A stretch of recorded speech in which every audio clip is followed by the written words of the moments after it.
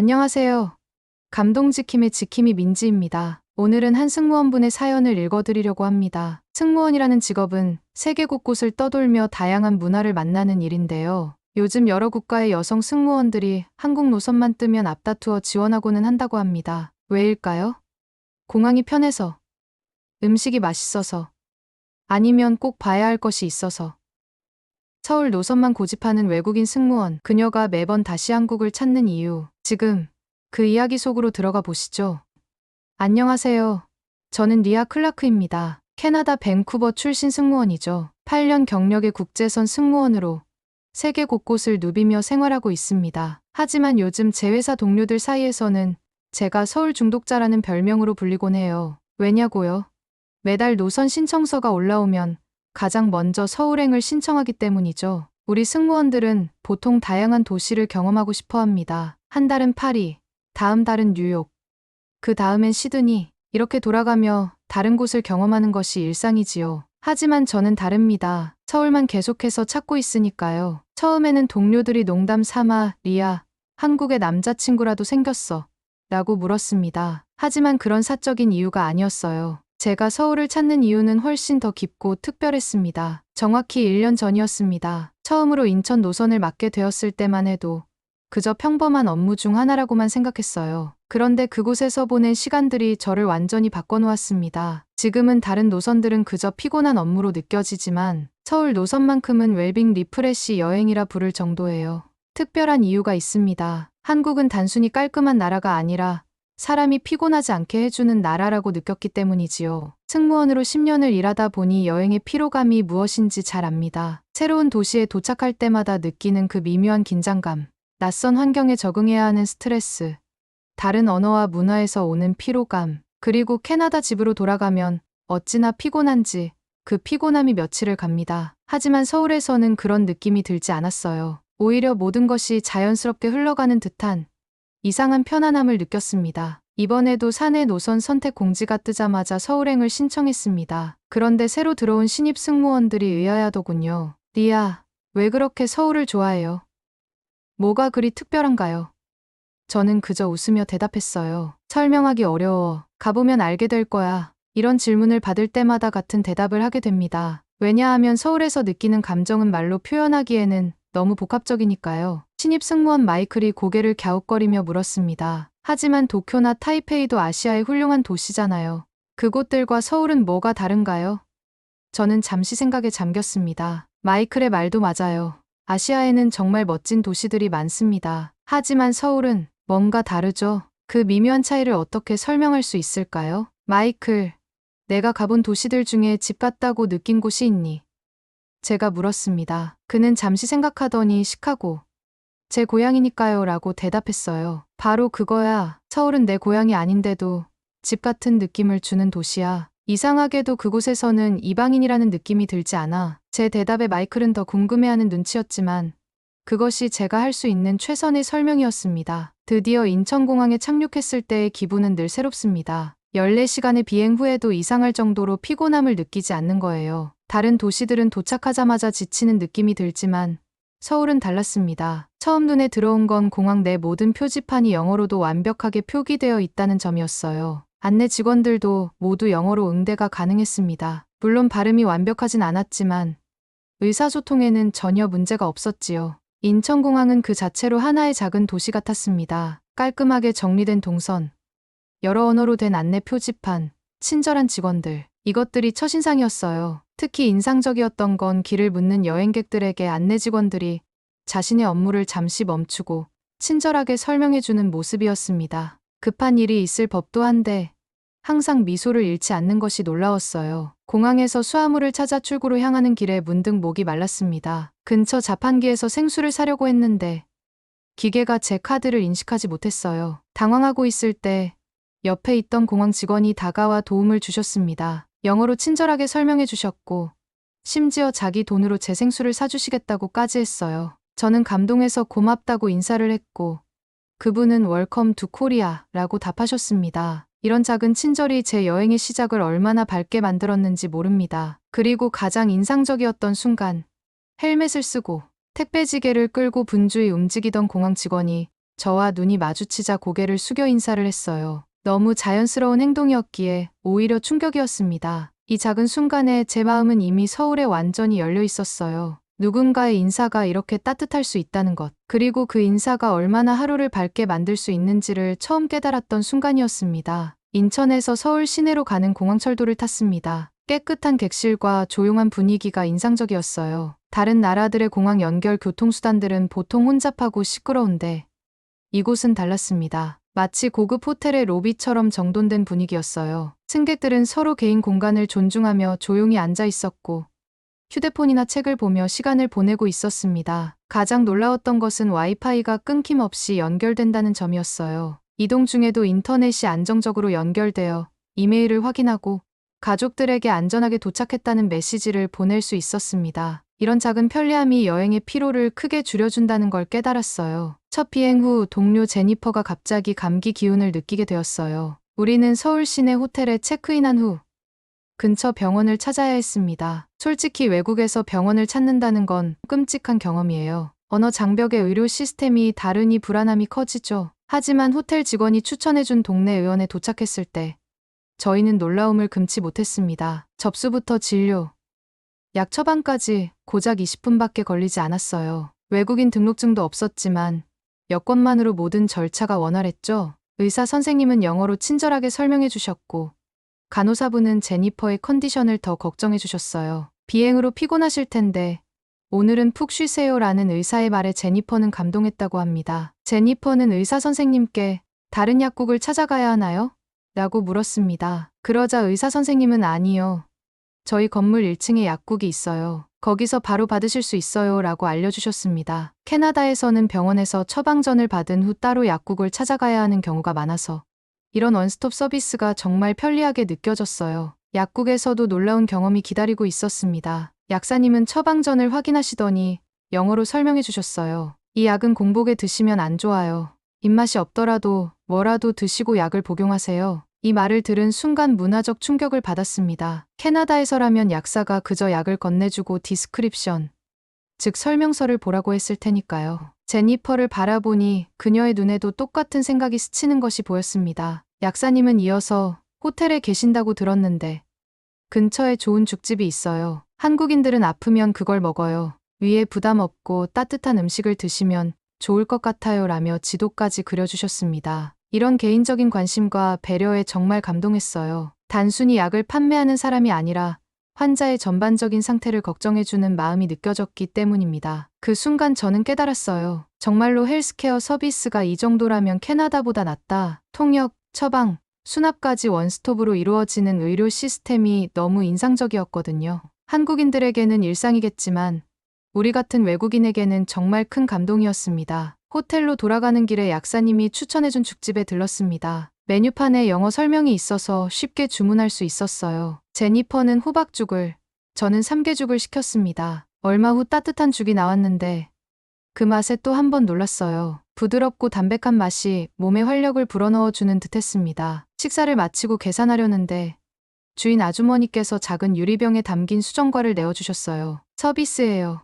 감기 조심하세요. 우리는 영어로 감사 인사를 했고 아주머니는 수줍게 미소를 지으셨습니다. 이런 작은 친절이 모여 서울에 대한 첫인상을 형성했어요. 그리고 그 인상은 정말 따뜻했습니다. 다음 날 아침 호텔 창문을 열자 서울 도심이 한눈에 들어왔어요. 고층 빌딩 사이로 작은 공원과 정돈된 거리가 보였습니다. 특별히 눈에 띄는 건 없었지만 전체적으로 조화로운 도시 풍경이 마음을 편안하게 했지요. 새벽에 일어나 호텔 주변을 산책하기로 결심했습니다. 아침 6시, 해가 막 떠오르기 시작한 시간이었어요. 도시가 깨어나는 그 순간을 경험하고 싶었습니다. 호텔을 나서자 상쾌한 아침 공기가 저를 반겼어요. 이른 시간임에도 몇몇 사람들이 조깅을 하거나 강아지를 산책시키고 있었습니다. 그들은 저를 지나칠 때마다 가볍게 고개를 끄덕이며 인사를 했어요. 작은 인사지만 그 순간만큼은 이방인이 아닌 같은 동네 사람처럼 느껴졌습니다. 이른 아침임에도 60대로 보이는 환경미화원 분들이 거리를 깨끗이 청소하고 계셨어요. 지나가는 저와 눈이 마주치자 환한 미소와 함께 고개를 살짝 숙여 인사하셨습니다. 저도 그 따뜻함에 보답하듯 미소 지으며 인사를 건넸지요. 그리고 그분들이 쓸고 닦은 후의 거리가 마치 반짝이는 것처럼 깨끗해지는 모습을 보며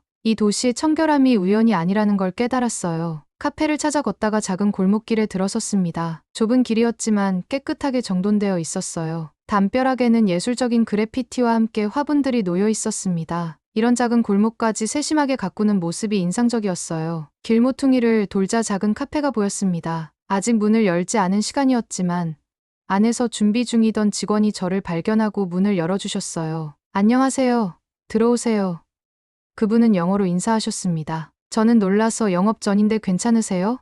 라고 물었어요. 그러자 그분은 웃으며 괜찮아요. 어차피 곧 10시간이에요. 뭐 드시겠어요?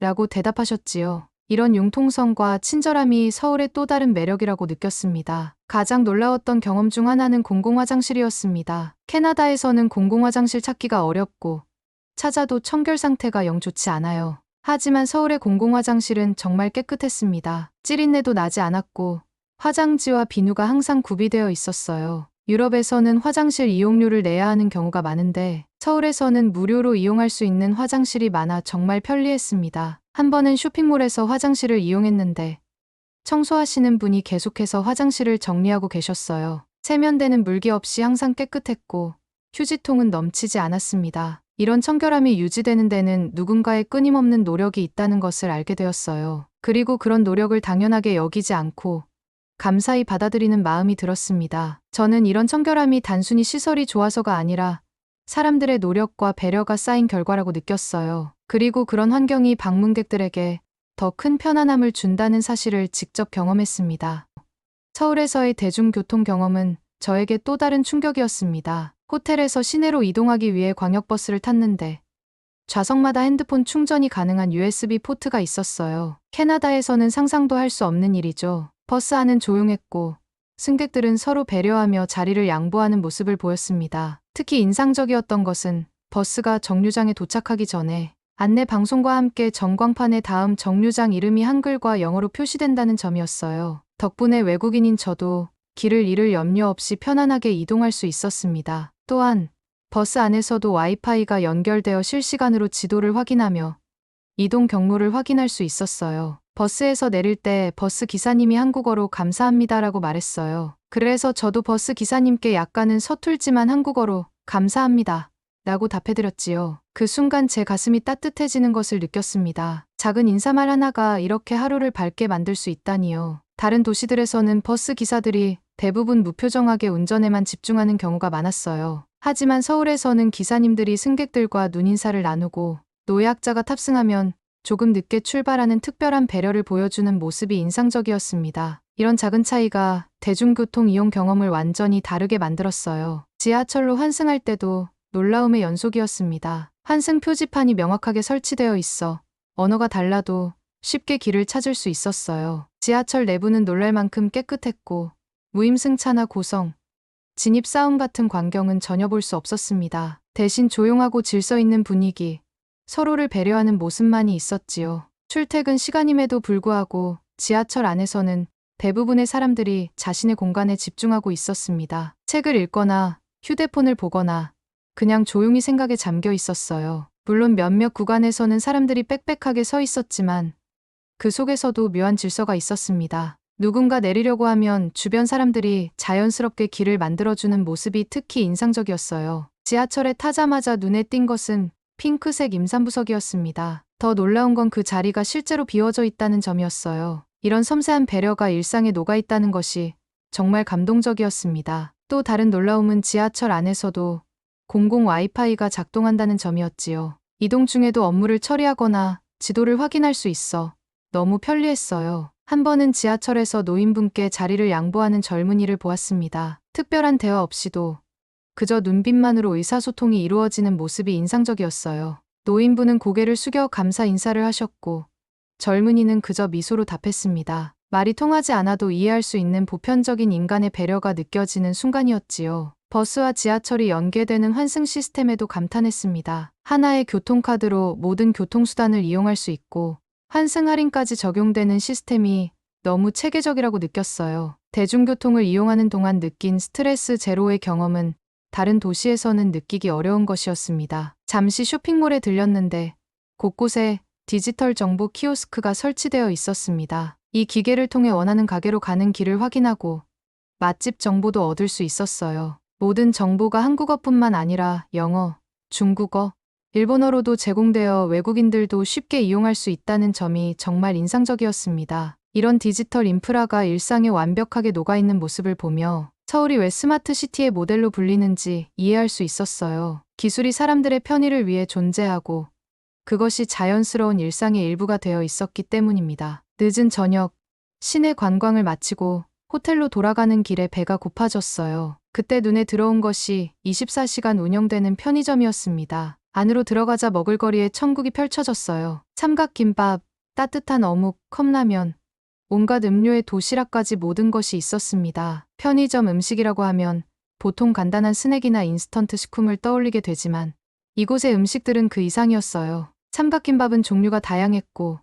각각 신선하게 포장되어 있었습니다. 심지어 편의점 도시락의 퀄리티도 상당히 높아서 놀라웠어요. 이것이 진정한 편의점 문화구나 싶었습니다. 더 놀라웠던 건 편의점 안에 전자레인지와 뜨거운 물, 그리고 식사를 할 수 있는 작은 공간까지 갖춰져 있다는 점이었어요. 컵라면에 뜨거운 물을 붓고 작은 테이블에 앉아 식사를 하는 동안 이곳은 정말 도시의 쉼터구나 하는 생각을 했습니다. 밤 11시가 넘은 시간이었는데도 편의점에는 다양한 사람들이 드나들고 있었어요. 직장에서 늦게 퇴근한 듯한 회사원, 공부를 마치고 돌아가는 학생들, 여행자들까지 그들 모두가 이 작은 공간에서 필요한 것을 찾고 있었습니다. 특히 인상적이었던 건 혼자 온 사람들도 전혀 어색함 없이 편안하게 식사를 하고 있다는 점이었어요. 다른 나라였다면 밤늦게 혼자 식사할 곳을 찾는 건 어려운 일이지만 서울의 편의점은 마치 혼밥복지 공간처럼 기능하고 있었어요. 혼자 온 사람들도 편안하게 식사할 수 있는 곳, 그리고 이용을 마친 사람들이 조용히 자리를 정리하는 모습에서 묵직한 질서감을 느꼈습니다. 누가 시키지 않아도 자연스럽게 자신의 자리를 깨끗이 정리하는 문화가 너무 인상적이었어요. 편의점 직원분도 정말 친절했습니다. 제가 한국어를 몰라 메뉴를 고르는데 어려움을 겪자 영어로 추천 메뉴를 설명해 주셨어요. This is good, Korean style rice. Very good. 그분의 열정적인 설명에 웃음이 나왔습니다. 소통을 위해 노력하는 모습이 너무 귀여웠거든요. 결국 참치 마요네즈, 삼각김밥과 컵라면을 선택했어요. 직원분이 컵라면에 뜨거운 물을 넣는 방법을 알려주시고 편의점 한쪽에 마련된 작은 테이블을 안내해 주셨습니다. 그곳에서 맛있게 식사를 하는 동안 문득 이런 생각이 들었어요. 이 작은 공간에도 사람을 배려하는 마음이 담겨 있구나. 단순히 물건을 사고 파는 곳이 아니라 잠시 쉬어갈 수 있는 공간을 제공한다는 점이 정말 따뜻하게 느껴졌습니다. 그리고 편의점을 나서는 순간 또 하나의 작은 감동이 있었어요. 직원분이 나가는 저에게까지 안녕히 가세요라고 인사를 건네셨거든요. 이런 작은 배려가 외국인인 저에게는 큰 위로가 되었습니다. 낯선 도시에서도 환영받는 사람이라는 느낌을 주었으니까요. 다음 날은 한복을 입은 관광객들과 함께 경복궁을 구경했습니다. 아름다운 한복을 입은 사람들 사이에서 사진을 찍고 있는데 갑자기 방향을 잃어버렸어요. 지도를 꺼내 헤매고 있는데 60대쯤 되어 보이는 한국인 할아버지께서 다가오셨습니다. 도와드릴까요? 그분이 영어로 물으셨어요. 저는 호텔로 돌아가는 길을 찾고 있다고 말씀드렸죠. 그러자 그분은 주머니에서 스마트폰을 꺼내 네이버라는 지도 앱을 켜서 직접 경로를 보여주셨습니다. 제가 길을 잘 찾을 수 있을지 걱정하시는 듯 주변 건물들과 지하철역을 상세히 설명해 주셨어요. 처음에는 그분의 영어 실력에 놀랐습니다. 완벽하지는 않았지만 충분히 의사소통이 가능한 수준이었거든요. 더 놀라웠던 건 고령임에도 스마트폰과 지도 앱을 능숙하게 다루신다는 점이었습니다. 캐나다에서는 제 부모님 세대만 해도 디지털 기기에 익숙하지 않은 분들이 많은데 이곳에서는 노인분들도 기술에 뒤처지지 않는 모습이 인상적이었어요. 그리고 놀랍게도 제가 사진을 찍어달라고 부탁도 안 했는데 사진 찍어드릴까요? 라고 먼저 물어보셨습니다. 고마운 마음에 카메라를 건네드렸고 그분은 몇 장의 사진을 찍어주셨지요. 모든 도움을 주신 후에는 굿바이 라며 인사를 하고 가셨습니다. 이 순간이 저에게는 정말 특별했어요. 유창한 영어가 아니더라도 낯선 일을 돕고자 하는 마음이 손짓과 표정으로 전해진다는 사실을 직접 경험했으니까요. 그리고 60대 노인분도 스마트폰으로 지도 앱을 능숙하게 사용하시는 모습에 또 한 번 놀랐습니다. 경복궁을 둘러보는 내내 한국의 역사와 문화에 매료되었습니다. 웅장한 건물들과 아름다운 정원, 그 모든 것이 시간을 초월한 아름다움을 품고 있었어요. 가이드의 설명을 들으며 한국의 역사가 얼마나 깊고 풍부한지 느낄 수 있었습니다. 그리고 고궁 주변을 산책하면서 현대적인 고층 빌딩들 사이에 자리 잡은 이 전통 건축물이 만들어내는 독특한 조화에 감탄했어요. 점심시간에는 근처 한식당에서 비빔밥을 먹었습니다. 알록달록한 채소들과 고추장, 계란이 어우러진 비빔밥의 맛은 정말 환상적이었어요. 특히 인상적이었던 건 음식을 서빙해 주신 직원분이 저에게 어떻게 비빔밥을 비벼 먹는지 친절하게 시범을 보여주셨다는 점입니다. 그분은 영어로 믹스 에브리띵, 오케이, 모어 딜리셔스 라고 설명해 주셨어요. 식사를 마치고 카페에 들러 잠시 쉬었습니다. 카페의 인테리어는 모던하면서도 아늑했어요. 창가 자리에 앉아 따뜻한 라떼를 마시며 지나가는 사람들을 구경했습니다. 서울 사람들은 패션 감각이 뛰어나다는 인상을 받았어요. 개성 있으면서도 세련된 스타일의 옷차림이 인상적이었습니다. 카페에서 나와 쇼핑을 하기로 했어요. 명동거리는 사람들로 북적였지만 그 속에서도 질서가 느껴졌습니다. 줄을 서서 기다리는 사람들, 혼잡한 인파 속에서도 서로 부딪히지 않게 조심하는 모습들이 눈에 띄었어요. 화장품 가게에 들어가자 직원들이 친절하게 영어로 응대해 주었습니다. 제품 설명부터 추천까지 언어의 장벽 없이 쇼핑을 즐길 수 있었어요. 서울에서의 마지막 날, 호텔 방을 정리하며 인스타그램에 글을 썼습니다. 서울에 오면 내 마음이 비워지고 다시 채워진다. 이 글이 제 감정을 가장 잘 표현했다고 생각합니다. 다른 도시에서는 언제나 무언가를 보고, 경험하고, 배우는 것에 집중했지만 서울에서는 그저 있는 그대로의 나로 있을 수 있었습니다. 창밖으로 보이는 서울의 풍경을 바라보며 이 도시가 저에게 준 감동과 위로를 곱씹었어요. 매일 아침 눈을 뜨면 새로운 발견이 기다리고 있었고 매일 밤 잠들 때는 따뜻한 기억들이 함께했습니다. 이런 경험은 다른 어떤 도시에서도 느끼지 못했던 것이었어요. 한국에서 시간을 보내면 신기하게도 일하고 싶은 마음이 다시 생긴다는 걸 깨달았어요. 이곳에서의 경험이 저에게 재충전의 시간이 되어준 거죠. 그래서 저는 서울 노선을 보너스라고 부릅니다. 다른 노선들이 업무라면 서울 노선은 일과 휴식이 공존하는 특별한 시간이니까요. 호텔 로비에서 체크아웃을 하는데 직원들이 저를 기억하고 있더군요. 리아 씨, 이번 여행은 어땠어요? 누군가가 내 이름을 기억해준다는 건 정말 특별한 느낌이에요. 마치 오랫동안 알고 지낸 친구를 만난 것 같은 편안함이 느껴졌습니다. 저는 활짝 웃으며 정말 좋았어요. 다음 달에 또 올게요 라고 대답했지요. 제 동료 중에는 서울을 좋아하는 다른 국적의 승무원들도 많아졌습니다. 그들도 저처럼 서울 노선은 보너스다라고 말하기 시작했지요. 저의 인스타그램 이야기를 통해 한국의 매력에 빠진 팔로워들도 늘어났고요. 작은 경험들이 하나둘 모여 큰 변화를 만들어낸 것 같습니다. 인천공항으로 돌아가는 길에 창밖으로 스쳐 지나가는 서울의 풍경을 계속 바라보았습니다. 첨단 기술로 가득한 현대적인 도시이면서도 인간미를 잃지 않은 이 도시가 제 마음을 사로잡은 이유를 다시 한번 생각해봤어요. 그것은 바로 사람이었습니다. 기술보다 사람이 우선인 곳, 편리함보다 배려가 먼저인 곳. 서울은 그런 도시였어요. 인천공항 출국 대기 중 며칠 전 방문했던 편의점에 다시 들렀습니다. 그런데 놀랍게도 편의점 아주머니가 저를 알아보시고는 밝게 인사해 주셨어요. 또 오셨네요. 단 한 번 만난 외국인을 기억해 주시다니 정말 감동이었습니다. 이런 게 바로 기억하는 서비스, 낯선 사람을 익숙하게 만드는 문화가 아닐까 싶었어요. 그 순간 깨달았습니다. 서울에서 느낀 편안함은 바로 이런 작은 인간적 교류에서 비롯된 것이었어요. 누군가가 나를 기억해주고 반갑게 맞아주는 것. 그것만으로도 낯선 도시가 갑자기 친숙한 곳으로 변하는 마법 같은 경험을 하게 되었습니다. 면세점에서는 전통 부채를 하나 샀습니다. 동료가 선물이야?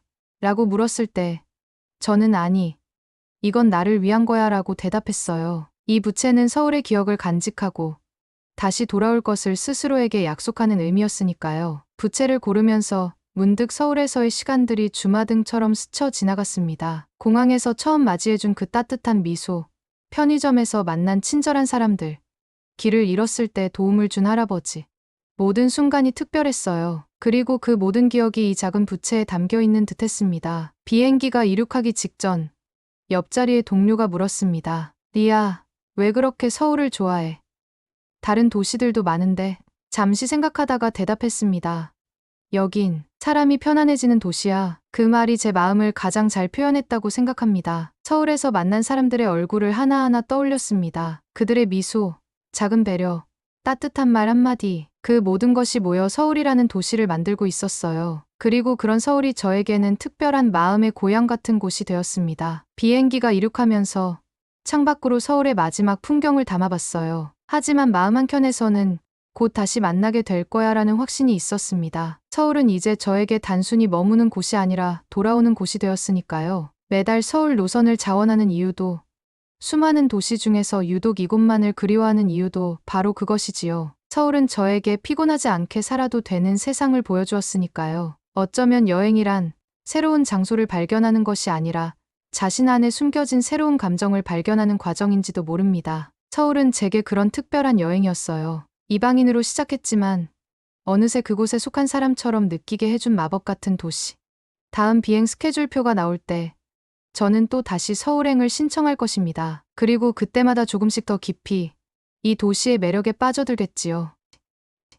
오늘의 사연 어떠셨나요? 그녀는 말합니다. 한국은 자신에게 피곤하지 않게 살아도 되는 세상을 보여줬다고요. 누군가는 말없이 자리를 양보하고, 누군가는 한마디 인사의 마음을 전하고, 편의점에서는 따뜻한 국물로 몸을 데우고, 거리의 불빛 아래서는 다시 살아갈 힘을 얻는 나라, 기술보다 사람이 먼저인 곳. 그녀는 이제 한국을 단순한 노선이 아니라 돌아가고 싶은 마음의 목적지라 부릅니다. 오늘도 인천공항 어딘가에 그녀처럼 한국을 진심으로 좋아하게 된 누군가가 또다시 비행기에서 내리고 있을지도 모릅니다. 사연 들어주셔서 감사합니다. 짧은 댓글도 저에겐 큰 힘이 됩니다. 구독, 좋아요 눌러주세요. 더 좋은 사연으로 돌아오겠습니다.